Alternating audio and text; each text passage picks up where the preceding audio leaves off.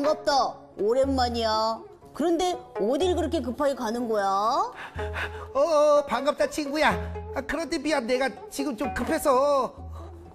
어딜 가는데 그렇게 급해? 식당 밥 먹으려고 예약해뒀거든. 아, 밥이야. 좀 천천히 먹어도 되잖아. 인사도 못할 정도로 배고프냐? 그리고 포대는 뭐냐? 아, 이거 밥값, 이게 다 돈이야. 그리고 내가 배고파서 서두르는 게 아니고, 근데 또 밥값이 오를까봐 서두르는 거지. 아, 맞다. 지난번 기원이도 밥 먹다가 밥값이 올라서 돈이 모자랐다고 하더라. 아, 잡아서 미안해. 빨리빨리 가봐. 빨리빨리. 그래, 다음에 보자. 안녕. 안녕. 밥값 오르면 되는데. 밥값 오르면 되는데.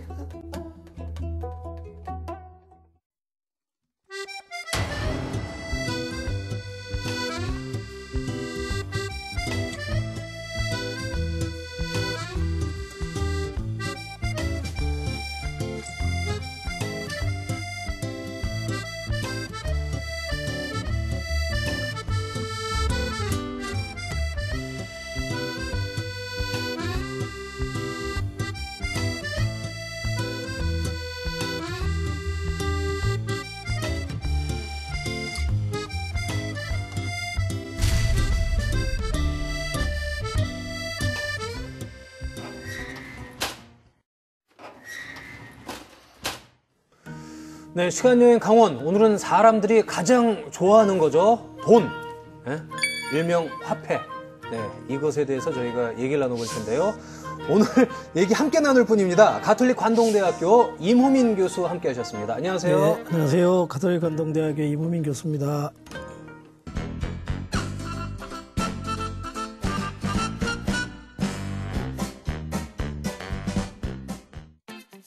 거래를 원활히 하는 데 쓰이는 매개물, 돈, 바로 화폐입니다. 가까이 하고 싶지만 가까이 하기엔 너무 먼 당신, 돈. 처음에는 조개 껍데기에서 시작했다고 합니다. 조개 껍질 묶어 그녀의 목에 걸고, 부자들이나 부르는 노래죠. 옛날엔. 해동 역사에 의하면 우리나라 최초의 화폐는요, 기원전 957년 기자조선 흥평왕 때 사용한 자모전, 만에서도 기원전 169년에 동전을 주조했고요. 동옥조와 신라에서는 금은 무문전을 사용했다고 하는데 기록만 있을 뿐 발견된 유물은 아직 없다고 합니다. 이 유물을 발견하면은 그분 또한 돈을 좀 많이 버시겠죠. 자, 국가가 정책적으로 규격화한 화폐를 처음 주조한 건 고려 성종 때 철전을 만들어 유통시키려 했지만 실패하고 맙니다. 우리나라에서 화폐가 제대로 유통되기 시작한 건 조선 후기 숙종 때부터인데요. 상평통보를 발행해 유통하면서부터라고 하죠. 이젠 돈 없이 살 수 없는 세상이 됐지만 조선 전기까지만 해도 대부분 백성들은 돈 없이 살았던 거죠. 자, 그런데 강원도와 화폐는 과연 무슨 관계가 있길래 시간여행 강원에서 돈 얘기를 하는지 궁금하시죠? 저도 궁금하네요. 강원도와 화폐가 무슨 관계가 있을까 잘 모르시겠다고 하셨는데 예. 사실 이게 모를 수가 없어요. 너무너무 뻔하거든요. 관계가 굉장히 밀접하게 있죠. 강원도는 지금 관광 1번지 아니겠습니까? 전 세계에서 이제 세계에서 손님들이 몰려오고 있는데 이 관광지 오면 손님들이 이렇게 돈을 쓰고 가잖아요. 그럼 강원도와 돈은 당연히 관계가 있는 거 아니에요? 자, 아무튼 간에 저는 잘 모르겠어요. 왜 강원도와 화폐가 무슨 관계가 있는지. 뭐 조폐공사가 있는 것도 아니고. 네? 이게 왜 관계가 있습니까? 임호민 교수님. 우리가 화폐라고도 얘기하고 돈이라고 우리말로 얘기하는데 이게 무슨 말일까 좀 찾아보서 먼저 그 얘기를 좀 하고 강원도 돈 얘기를 좀 하겠습니다. 예.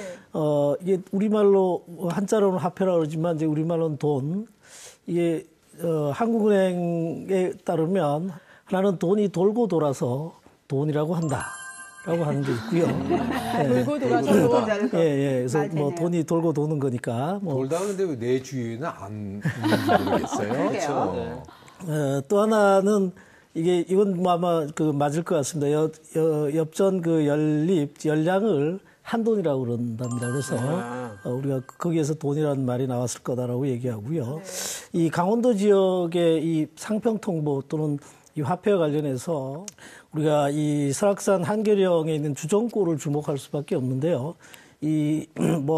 양양군의 읍진 현산지나 이런 데에서도 이 주전골 한자 주전이라고 하는 그 한자 그 자체가 돈을 만들었다라는 그런 글자로 쓰여지는데 돈을 만들었다라고 하는 그 유래가 기록이나 구전으로 이렇게 전해져 내려오던 것들이 이제 사실로 설명이 되고 있는 거죠. 그리고 또 제가 지금 생각이 났는데 우리 강원도를 대표하는 이제 위인들이 화폐에 이렇게 딱 있잖아요. 네. 그런 것도 강원도와 화폐의 이 연관성이라고 볼 수 있지 않을까요? 그렇죠? 그러네. 감사합니다. 예. 그것도 가치가 높아요. 액면가가. 그렇죠. 현재 최고액 아닙니까? 예, 그러네요. 예. 근데 아까 우리 프로필 소개를 해주실 때 화폐가 처음에 조개 껍데기에서 시작이 됐다라고 했잖아요. 네. 근데 조금 못 믿어요. 왜냐하면 제가 알기로는 화폐가 되려면 화폐 그 자체만으로도 어떤 가치를 지니고 있어야만 이제 통용이 될 수 있는 진짜 화폐가 된다고 알고 있거든요. 제가 잘못 알고 있는 건가요? 이제 그냥 뭐 저기 경포대 가가지고 있는 모래사장에 있는 그런 조개는 아니고요. 화폐로 사용되는 조개는 특성을 갖고 있습니다. 우리가 보통 자폐라고 하기도 하고 우리말로는 무늬개오지 조개라고 하는 겁니다. 그 조개를 보시면 광택이 있어요. 그렇죠. 반짝반짝하고 색깔이 굉장히 아름답습니다. 진실처럼. 그리고 이제 그 조개에 또 특별한 의미가 부여되어 있어요. 네. 생식, 순산, 뭐 풍요, 뭐 이런 것들을 상징하는 조개라서 사람들이 그거를 찾고 이제 소유하려고 하죠. 그런 가치가 있어서 이 조개는 특히 또 세계적으로도 곳곳에서 많이 난다고 합니다. 그래서 일찍부터 요 조개가 이제 화폐로 사용되는 사례들이 많고 뭐 그 7세기에는 아라비아 상인들이 이거를 조개 껍질을 100개를 묶어 가지고 화폐로 사용했다고도 하고요. 특히 중국에서는 이제 자폐, 자암폐라고 얘기하고 심지어는 보물부자를 써서 보폐라고도 얘기를 합니다. 자, 저희가 화폐 이야기, 돈 얘기를 하고 있습니다. 그래서 그런지 어느 때보다 모두들 다 굉장히 적극적인 자세로 임하시는 것 같은데요. 자, 잠시 준비된 화면 보고 와서 또 얘기를 이어가도록 하겠습니다.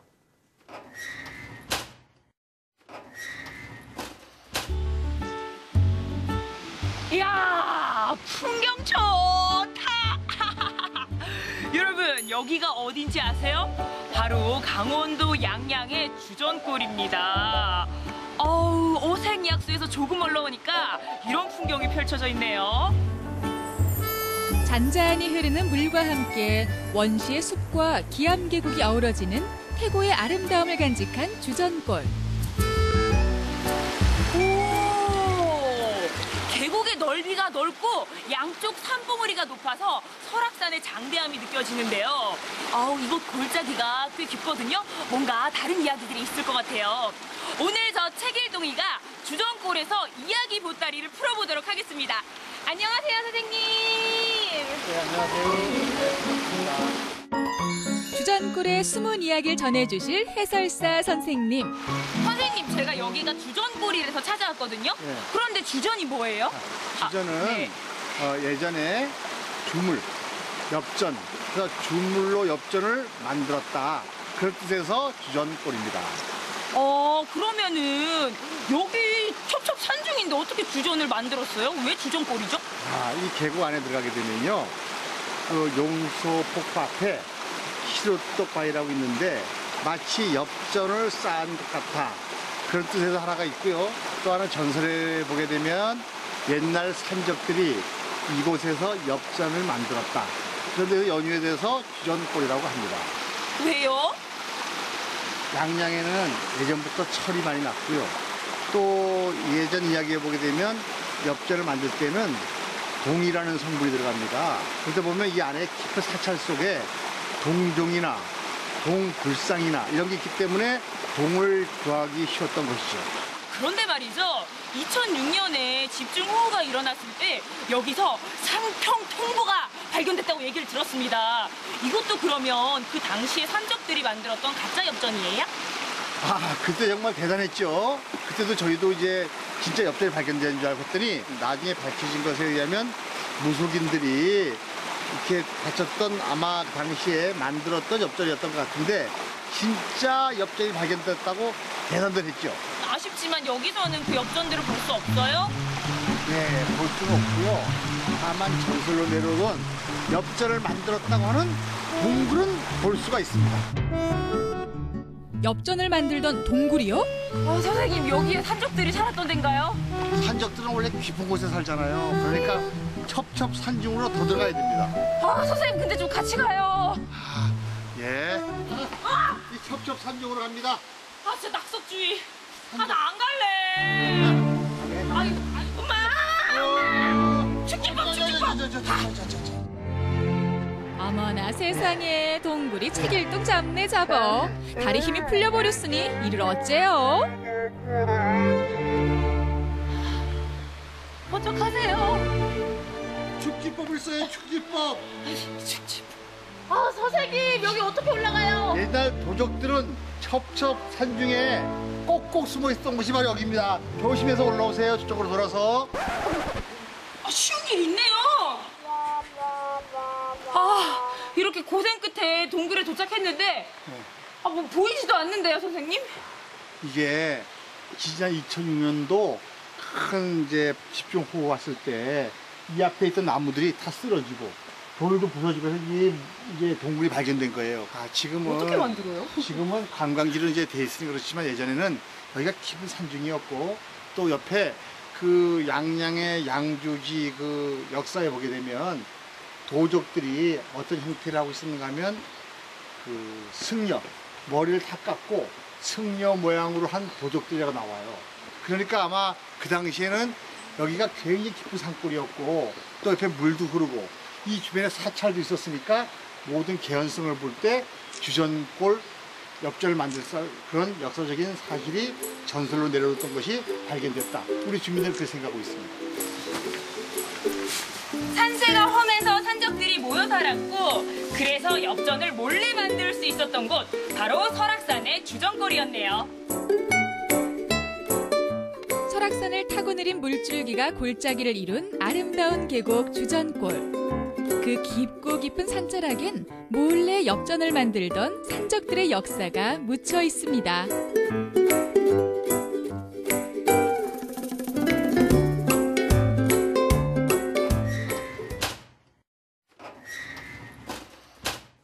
기원전 957년, 그러니까 지금으로 말하면은 거의 3,000년 정도 전 얘기잖아요.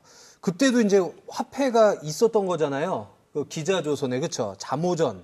근데 잠오전 하면 왠지 뭐 아들자 어미모 해가지고 뭐 요즘 우리 보면은 신사임당 율곡이 이런 것처럼 그런 개념인가요, 그게?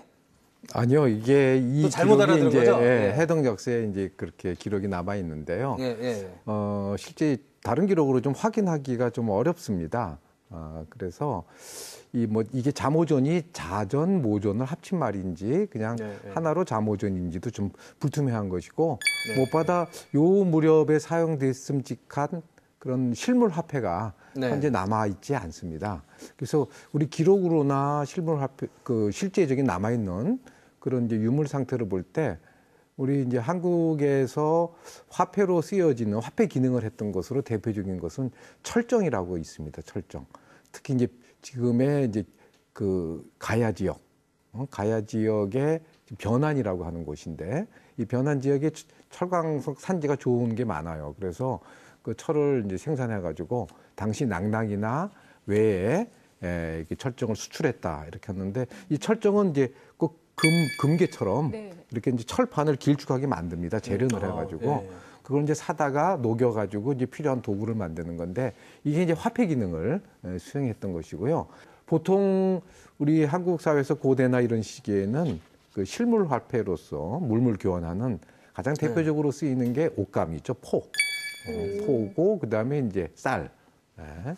그 쌀 같은 것들이 이제 가장 중요한, 가장 기본적인 화폐로 기능을 했는데, 포는 이게 길이가 이제 한정돼 있지 않습니까? 딱 정해져 있지 않습니까? 그러니까 이제 포는 뭐 포를 하다가 이걸 좀 잘라서 나눠가지고 잔돈으로 쓸 수는 없는 거니까. 포는 이제 큰 돈을 쓰고, 쌀 같은 경우는 뭐 많이 할 수도 있고 적게 할 수도 있으니까 주로 잔돈할 때는 이제 미전이라고 할 수 있죠. 쌀을 이제 쓴 그런 식으로 그런 쌀과 포를 중심으로 하는 유통, 화폐 유통이 실물 화폐 유통이 가장 일반적이었다 이렇게 볼 수 있겠습니다. 네. 근데 국가가 정책적으로 규격화한 최초의 화폐가 고려 성종 때의 철전이라고 하는데 이 철전이 그렇게 널리 사용되지는 못했잖아요. 사람들이 좀 불편해했나요? 이것이 지금 기록상으로 보면 상용화됐다라고 보기는 어렵거든요. 실제로 이제 만들었다가 이것이 어떤 길일, 나라에 좋은 일이 있을 때 그걸 이제 그 유통을 시켰다라고 보는데, 제 짧은 생각으로는 이 길일에 유통시켰다 그러면 요즘으로 얘기하면 우리 강릉이 이제 동계올림픽이 이제 몇 달 후면 개최되는데 요즘 기념주화들 많이 만들잖아요. 네. 초기에는 그런 용도로 쓰여지지 않았을까. 그래서 상당히 지배층들 위주로 이것들이 이제 어떤 부의 수단으로 아주 일정한 부의 수단으로 쓰였던 것 같고요. 이제 지방에서는 거의 쓰여질 일이 없을 것 같고요. 시장이 발달하지 않으니까 수도인 개성 중심으로 지배층이나 당시 무역상들이 이 대중국 교역하는 과정에서 일부를 화폐의 용도로 그렇게 활용을 하지 않았을까 그렇게 생각이 됩니다. 자, 보면은 요즘 주화도 있지만 세계 곳곳에서 지폐가 많이 쓰이잖아요. 그렇죠. 예, 네. 이 종이로 만든. 예전에는 우리나라는 이 종이돈은 없었나요? 있었죠. 있었나요? 당연히 이제 예. 그 쇠로 만들고 철이나 동으로 만들기도 하다가 그 조개 껍질하고 예. 철 얘기 듣다 보니까 종이는 없었나 이런 생각이 좀 들더라고요. 그 종이로 돈을 만듭니다. 뭐 우리만이 아니라 중국에서는 훨씬 전에 예, 종이돈을 만들고요. 지금 기록상으로 볼 때 종이돈 저화라고 하는데 네. 예, 저화? 이 저화 이 그냥 당나무 아시죠? 당나무 한지 네. 만드는 그 당나무 껍질로 만드는 게 이제 저화인데 이 중요한 게 뭐냐면 화폐의 가치인데 처음에 발행했을 때 저화 한 장이 쌀 2마리였다고 합니다. 근데 한 10년, 20년 뒤에는 두 마리 돼야 되는데 세종 때 이게 이미 한 대로 가치가 떨어져 버리게 됐어요. 그러니까 2마리짜리가 뭐 한참 줄어들어 버린 거죠. 네. 그 실제 가치가 별로 없게 되고 그래서 제대로 이제 유통되지 못하고 점점 가치가 하락하니까 결국 한 90여 년 만에 그 강제로 유통시키는 것도 이제 포기를 하게 됐던 거죠. 그러니까 당시 조선만 해도 아직 그런 명목 화폐가 유통될 만한 그 시장의 규모가 충분치 않았기 때문에 결과적으로 이제 저화 유통은 실패했던 것입니다. 그래도 조선시대를 대표하는 화폐가 또 있잖아요. 그 엽전, 상평통보. 그렇죠? 상평통보는 뭐 어느 정도의 가치를 가진 화폐였나요? 이 상평통보는 뭐 우리 국민들에게 우리나라의 화폐 그러면 상평통보 이렇게 각인이 될 정도로 대부분의 우리 국민들이 알고 있는 조선 후기의 대표적인 화폐고요.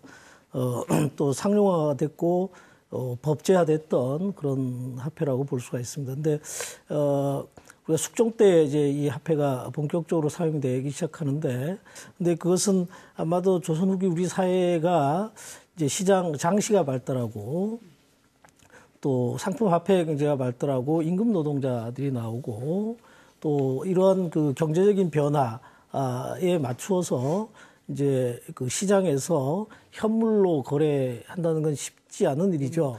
발행된 종류가 무려 뭐 3,000가지나 된다고 그러고요. 이 발행 자체도 지금처럼 무슨 조폐공사에서 일률적으로 그러니까 거의 그 전권을 가지고 발행하는 것이 아니고 국가가 필요한 국가기관에서 뭐 예컨대 뭐 어영청도 하고 그 백성들의 진위를 위해 그 구제를 위해서 한다면 뭐 진율청에서도 하고 여러 관청에서 나눠서 이제 화폐를 발행을 하게 됩니다. 근데 이 화폐가 어쨌든 우리 그 역사에서 법제화되는 게 정조 때 이것이 법제화된다고 그렇게 얘기를 합니다. 우리가 정조라고 하는 임금을 잘 알다시피 뭐 그 상업의 민영화 또는 뭐 이런 것들을 통해서 시장 경제를 활성화시켰던 그런 임금 중에 한 임금이죠. 그래서 그것과 이렇게 좀 역사적으로 연결시키면 이해하기가 쉽지 않을까 싶습니다. 그 당백전이 또 경복궁 재건을 위해서 발행한 걸로 제가 알고 있거든요. 예. 자세하게 좀 설명을 해주세요. 예, 지금 말씀하신 대로 이제 대원군이 고종의 아들인 고종이 즉위하고 나서 대원군이 생각했던 것은 왕실의 권위를 세우는 거고, 그러기 위해서는 이제 경복궁을 지어야 되는데, 당시 그 조선 왕조의 그 재정이 워낙 취약했습니다. 그래서 이제 생각한 게 이제 돈을 찍어서 그 돈으로 이제 재정을 충당하겠다고 생각한 게 1866년에 이제 당백전. 그러니까 기존에 있던 상평동보의 100배에 해당되는 그런 가치를 갖는 돈을 찍어야 되는데 상평동보를 찍는 그런 논리로 따지면 이것도 상평동보의 실물 가치의 100배가 돼야 되는데 그렇죠. 실제는 한 대여섯 배 이런 정도밖에 실물 가치가 없는 거를 이제 명목 가치를 100배를 부여한 게 되시죠. 근데 이제 그게 충분한 어떤 그 국가의 권위나 이런 걸 통해서 충분히 보장받을 수 있는 그런 시스템이 갖춰져 있거나 기반이 있으면 모르는데 그렇지 않은 상태에서 강제로 이제 명목만 100배로 하게 되니까 말하자면 이제 인플레이션이 일어나는 거죠. 실제 그 가치를 발휘하지 못하는. 특히 국민들이 인정하지 않은 셈이 되는 것이죠. 이렇게 되니까 이제 화폐 유통에 큰 혼란이 생겨버립니다. 더군다나 한꺼번에 너무나 많은 양을 찍었습니다. 6개월 사이에 1,600만 양을 찍었는데 그 전까지 유통되는 상평동보가 이제 1,000만 양 정도인데 이거보다 많은 거네요. 더 많은 양을 찍으면서 상평동보는 이제 자취를 감추고 당백전이 유통이 되는데 이게 실물 가치를 갖지 못하고 그러니까 이제 생기는 문제가 이 1860년 발행 초기에 쌀 한 석이면 7, 8량이었는데 이게 이제 1, 2년 만에 44냥, 45냥 뭐 몇 배로 뛰게 되니까 그 자체가 이제 물가 폭등이 되는 셈이죠. 그렇죠. 쌀 한 섬을 살렸는데 이거 쌀만큼 돈을 7, 주고 8량이면 되는 거를 가지고 40년, 50년 하게 되니까 물가가 엄청 폭등해가지고 백성들이 고통을 겪게 되고 결국 당백전은 2년 만에 포기를 하고 다시 회수를 해서 그렇게 회수를 해가지고 이제 녹여가지고 이제 쓰이는 그런 결과가 되었던 것이죠. 그러니까 사실 화폐라고 하는 것은 어떤 경제적인 흐름, 시장에 대한 뒷받침, 또 국가가 갖는 국민에 대한 신뢰 이런 것들이 복합적으로 작용해야 되는데 대원군이 경복궁을 중과했다는 목표에 의해 가지고 당시의 경제 질서를 이제 문란시킨 셈이 되겠고 그거는 국민들로 하여금 정부를 신뢰하지 못하게 하는 것이 됐던 셈이죠. 가장 중요한 게 이제 먹고 사는 문제고 경제 문제인데 거기에 대한 신뢰를 잃어버리게 되면서 사실은 뭐 조선 왕자가 이제 무너지게 되는 하나의 요인도 되지 않았을까 이렇게 볼 수 있을 것 같습니다.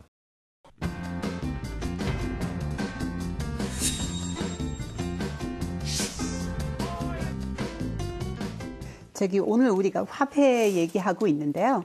제가 몇 가지 외국 그 화폐 사건에 대해서 제가 좀 알아봤는데요. 그 하나, 둘, 셋. 아이고 뭐나. 안 되네. 자, 세계 대전에서 화폐도 전쟁 무기. 그 어디 있었을까요? 이거는 독일. 뭐 총알 같은 거. 아니죠. 그 얘기 아니고. 네. 독일 정부는 우리가 위패. 가짜 돈. 가짜 돈을 엄청 많이 만들어서, 그러니까 그 거액이었죠. 몇억 파운드 하여간 위조 파운드를 만들어서 경제 자체가 흔들리기 시작하죠. 그렇죠? 그런데 그 수작은 알아내가지고 막을 수는 있었죠. 그러니까 막은 거예요? 막았죠. 하려고 막았죠. 했었는데 막은 거예요? 안 막았으면 지금 그쵸, 큰일 우리 났겠죠. 한국은 일본 땅이에요. 왜냐하면 안 막았으면 독일이 이겼을지도 모르고 그리고 독일이 이겼으면 일본도 이겼을 거고 그러니까 지금 우리가 사는 세상이 지금하고 많이 달랐을 거예요. 자, 두 번째 얘기는 이번에 제대로 들 수 있을까? 오케이. 성경에도 나오는 그 로마 시대의 은화. 유다는 예수님을 배신했잖아요.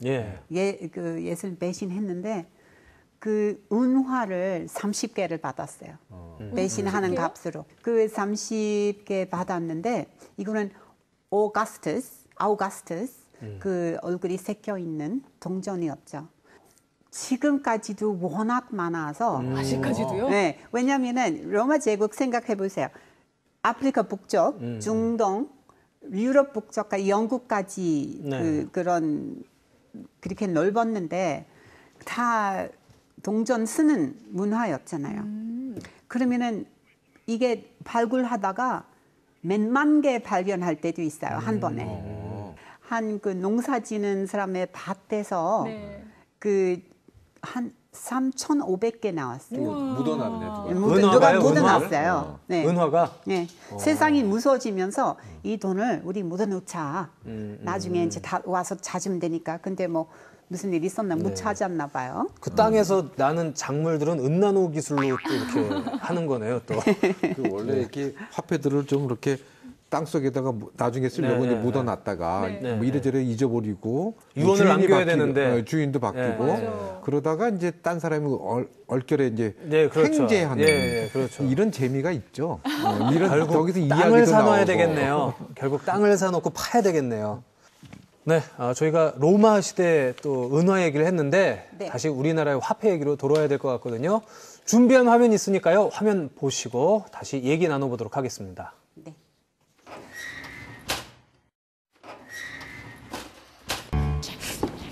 여러분 부자 되고 싶으시죠? 다들 돈 좋아하시죠? 제가 한국은행에 왔거든요. 여기는 무조건 돈이 많을 것 같아서 왔는데 아니 왜 금고가 안 열리죠? 와! 돈 맞다! 돈이에요! 이거를 우리가 들고 가는 거야! 준비됐어요? 지금 이걸 들고 가는 아니 맞다 방송 진행해야 되죠? 예, 오늘도 제가 돈 때문에 정신이 잠깐 빠져 있었네요. 왜냐면요, 제가 온 곳이 바로 화폐 전시관입니다. 이곳에 돈이 얼마나 많은지 참 기대가 되는데요. 우리 다 함께 돈 만지러 가볼까요?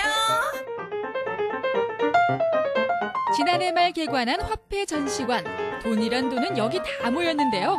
우리나라 시대별 화폐며 다른 나라 화폐까지 650여 점이 전시돼 있습니다.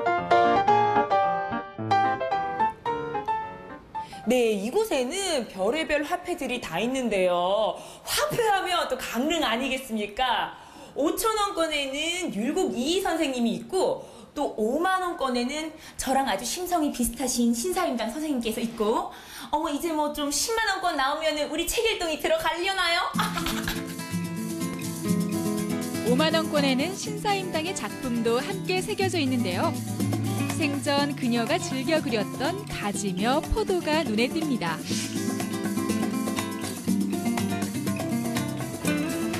오, 이곳은요 우리나라 화폐의 역사를 볼 수 있는 곳인가 봐요. 예, 그렇습니다. 그때 포화가 뭐예요? 포화 속으로? 포화는 그러니까 화폐에 기능한 직물이란 뜻이거든요. 그래서 삼국시대부터 조선 한 중기까지는 곡물이나 직물 같은 물품이 화폐의 기능을 대신하였습니다. 이거 우리나라 화폐 아니에요. 왜냐면 중국어랑 일본어가 써 있어요. 예, 맞습니다. 일제 강점기 시대 때 사용되었던 화폐들입니다. 일제 강점기 때 일제 치하에서 만들어진 조선은행이라는 그 식민지 중앙은행이 이런 화폐들을 발행했는데 당연히 일제 치하이기 때문에 우리나라 언어가 없고 그러니까 한글이 없고 일본어하고 한자로만 적혀져 있는 그림 화폐입니다. 5원, 10원, 100원. 아니 이때 당시에 5원, 10원, 100원이면 지금으로 따지면은 1,000원, 5,000원, 만원과 비슷해요? 그보다 더 컸다고 보시면 됩니다. 심지어 그 두 번의 화폐 개혁을 했기 때문에 이때 원과 지금의 원은 비교할 수가 없어요. 사실은 이때 원은 지금의 원의 1000분의 1밖에 안 돼요. 근데 1000분의 1의 가치밖에 안 되는 원인데도 불구하고 10원, 100원이 쓰였다는 거는 그 50년간 물가가 진짜 10,000배, 10만 배가 올랐다고 볼 수 있는 거거든요. 우리나라가 그만큼 성장했다고 볼 수도 있는 건가요? 예, 물가가 많이 상승한다는 건 그만큼 나라 경제가 활발히 움직이고 있는 거기 때문에요. 그만큼 상승했다고 볼 수도 있을 것 같습니다. 여기 보면은 예. 아이랑 어머니로 추정되는 분이 있거든요. 예, 맞습니다. 예. 우리나라에서 가장 단명한 화폐예요. 24일간만 유통이 됐던 화폐인데 이 화폐는 저축을 장려하는 목적으로 어머니와 아들이 들어가 있습니다. 5,000원권에 율곡 이희 선생님이 있거든요. 근데 약간 외양이 율곡 이 몽주르라라 뭐 이럴 것 같아요 지금. 오. 최초의 5,000원권은 우리나라에서 만들지 않았고요. 영국에서 만들었습니다. 그래서 그 율곡 이의 초상도 영국에서 이제 그렸거든요. 그래서 우리나라 사람 기준이 아니라 서양 사람 기준으로 율곡 이를 그리는 바람에 콧날이 오똑하고 좀 서양 사람 느낌이 납니다. 달러. 그리고 이거 캐나다 돈은 뭐라고 읽어야 되죠? 굉장히 예쁜데. 예, 캐나다도 똑같이 달러라는 그런 화폐 단위를 사용하고 있습니다. 근데 좀 캐나다나 미국과 달리 그 폴리머라는 일종의 플라스틱 소재를 쓰고 있습니다. 참고로 지폐는 종이로 만든 돈은 아니고요. 면 섬유로 만들어진 돈이거든요. 근데 이거보다 더 영구적으로 쓸 수 있는 소재가 이 폴리머라는 소재인데 선진국에서는 이런 폴리머라는 소재를 써서 화폐 제조 비용을 많이 낮추고 있습니다. 우와, 여기는 지폐가 진짜 예뻐요. 영화 티켓 같거든요. 예, 여기는 스위스 프랑이라는 돈입니다. 스위스 프랑은 재밌는 게 다른 나라 화폐와 달리 세로로 디자인이 되어 있어요. 진짜 예뻐요. 이거 가져가고 싶어요. 저 이거 1,000원짜리 1,000프랑 주시면 안 돼요? 1,000프랑짜리가 사실 우리나라 돈으로 한 117만 원 정도의 가치가 있는 현재 유통되고 있는 화폐 중에서 가장 가치가 높은 화폐입니다. 사와디캅. 여기는 태국 돈. 니하오, 니하오. 중국 돈인데 인물들이 다 같아요. 네, 마오쩌둥이 사실 초대 수석을 했기 때문에 그 나라를 대표하는 인물이었지만 생존 시에는 본인이 화폐에 들어가는 걸 싫어하셔서 들어가지 않았다고 합니다. 근데 사후에 이제 그 중국인들이 사실 건국의 아버지이기 때문에 그걸 기념하기 위해서 이제 마오쩌둥을 화폐에 다 넣은 걸로 알고 있습니다. 네, 저는 이곳에 와서 돈 만질 생각에 마냥 신났었거든요. 그런데 찾아와 보니까 화폐의 다양한 면모를 볼 수 있었습니다. 여러분도 한번 이곳에 오셔서요, 화폐의 숨겨진 이야기를 듣고 가시는 건 어떨까요? 화폐를 보면 그 나라를 알 수 있습니다. 시대를 상징하고 문화와 역사가 담겨 있는 화폐. 화폐는 돈 그 이상의 의미입니다.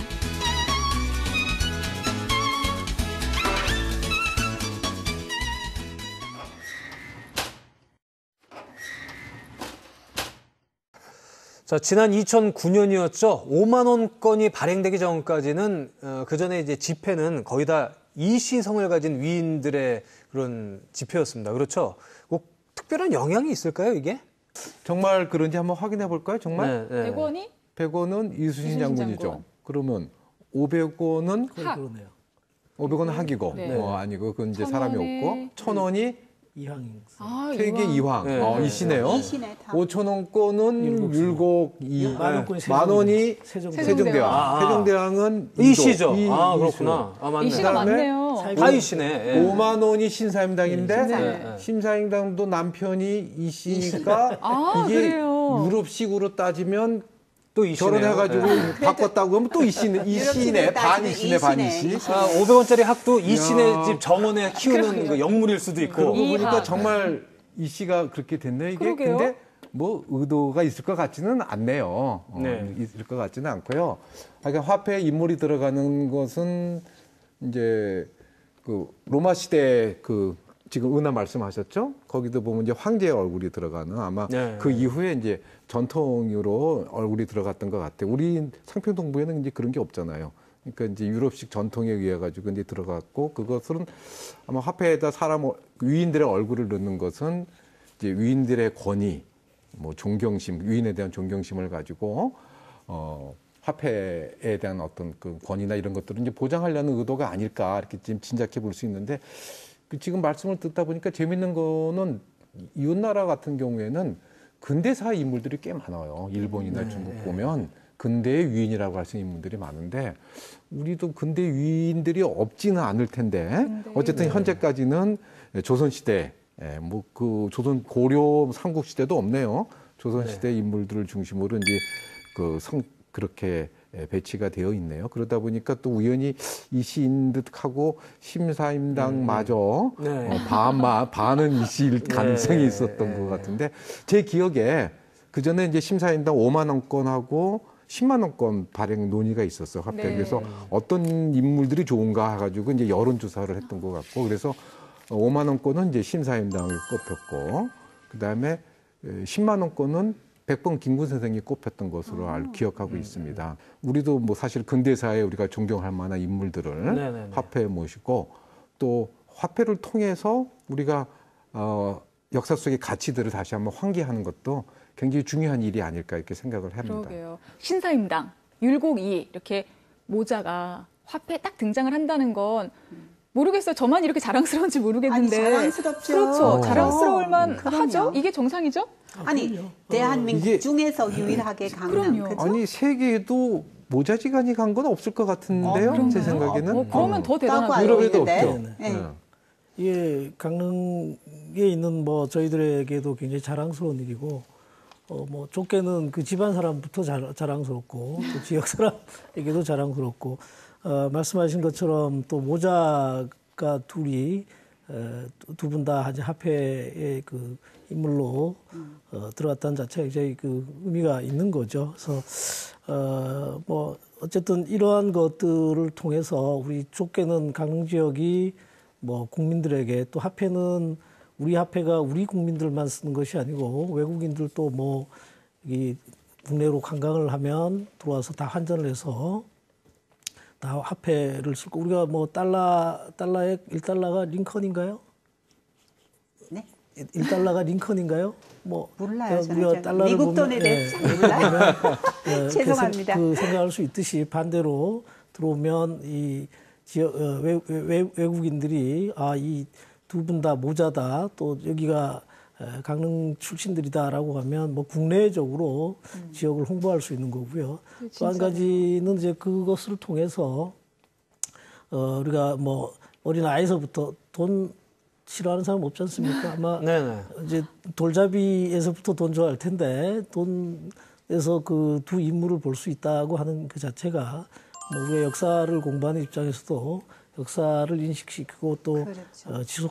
지속적인 역사에 대한 의식을 갖도록 하는 데 있어서도 의미가 있는 것 같습니다. 그래서 지역뿐만 아니라 국가 차원에서도 이건 뭐 자랑스러운 일이라고 그렇게 여기고 모자지간이건 부자지간이건 간에 제 주머니에 좀 많이 들어왔으면 좋겠는데 그게 아니라서 참 씁쓸하네요. 제 입장에서는. 그런데 아까 우리 교수님께서도 말씀하셨지만 외국인 관광객들이 우리나라에 왔을 때 집회에 있는 우리 율곡이 선생님이나 신사임 등을 보고서 또 우리 지역의 문화를 알릴 수 있는 기회가 된다고 하셨잖아요. 진짜 많이 공감을 했던 게 저도 해외여행을 가면 집회를 보면서 그냥 이 사람은 뭐 무슨 일을 한 사람일까? 누굴까? 궁금하거든요.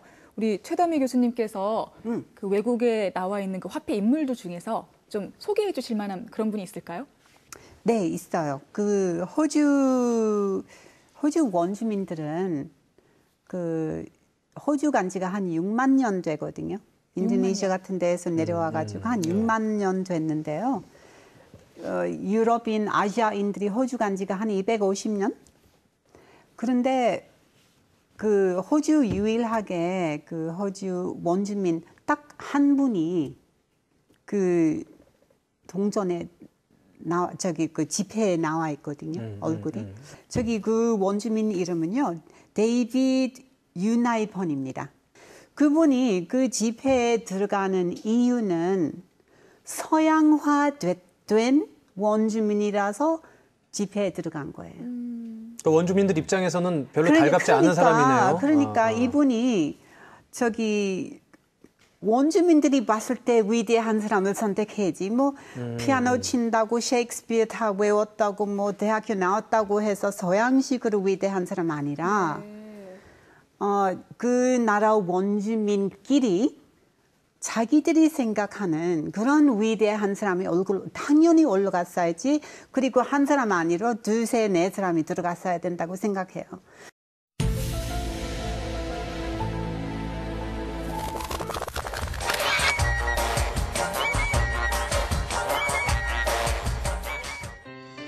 우리가 사용하는 현대적 개념의 화폐가 처음 등장한 건 근대 유럽에서였습니다.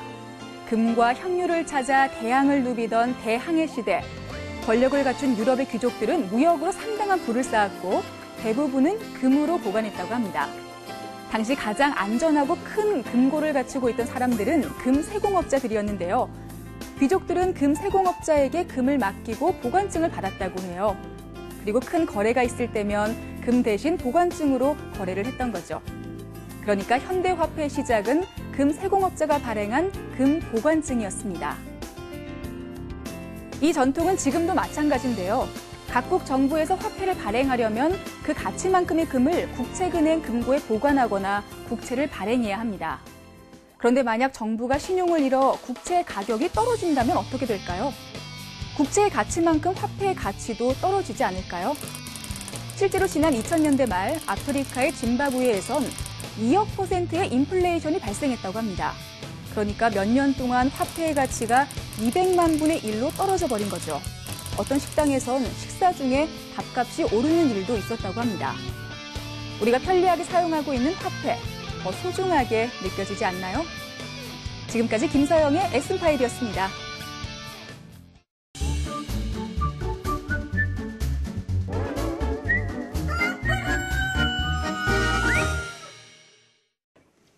자, 이번 순서는 너구로운 OX 시간입니다. 제가 이제 질문을 드리면은 자유롭게 OX를 선택하시면 될 것 같은데요. 자, 오늘 드릴 질문은 이겁니다.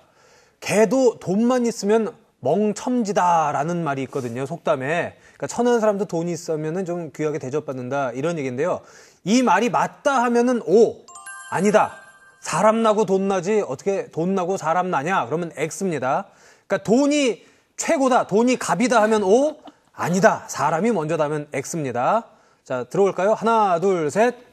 잠깐만. 사람이 먼저다 X, 돈이 먼저다 O. 돈이 갑이면 O. 네.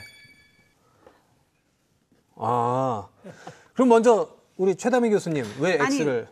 아니, 왜냐 하면은 돈 많이 버신 분들은 부럽죠. 특별히 부럽진 않아요. 네. 그런 경우 있어요. 안 그런 경우는 많지만은 자기가 돈 많다고 해서 대접을 받고 싶어 하는 경우도 많은 것 같아요. 네. 당연히 받아야 된다기보다 네. 자기가 무슨 특별한 자격이 있다고 생각하게 되는 것 같아.